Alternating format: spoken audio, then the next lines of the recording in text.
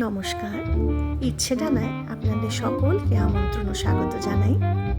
There are many timeless and regal dishes which have endured the tests of time and taste and now rule over millions and millions of hearts. The mutton rezala and the mutton korma are two such loved recipes.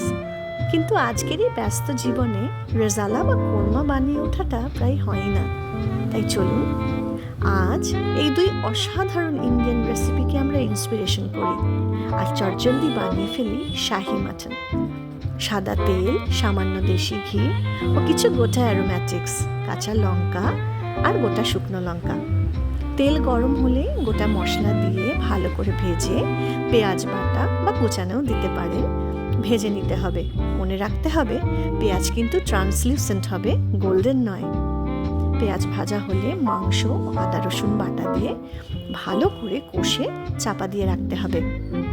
তারপর ঢাকনা খুলে একে একে দিতে হবে কাজু ও পোস্ত বাটা, grated coconut আর coconut powder, সেটা গুলে দিলেই ভালো হয়, ফেটিয়ে দেওয়া টক দই, নুন ও চিনি স্বাদ মতো। তারপর সেগুলো ভালো করে নেড়ে নিতে হবে, মিশিয়ে নিতে হবে। কষে নিয়ে প্রেসার কুকার বা কড়াতেও করতে পারেন, তাতে সামান্য ঘি দিয়ে মন মতো সেদ্ধ করে নিতে হবে।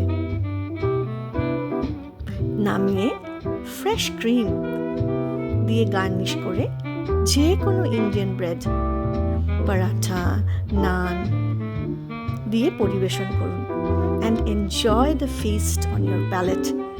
রইল আপনাদের জন্য শাহি মাটন, সহজ, চটজলদি ও টেস্টি।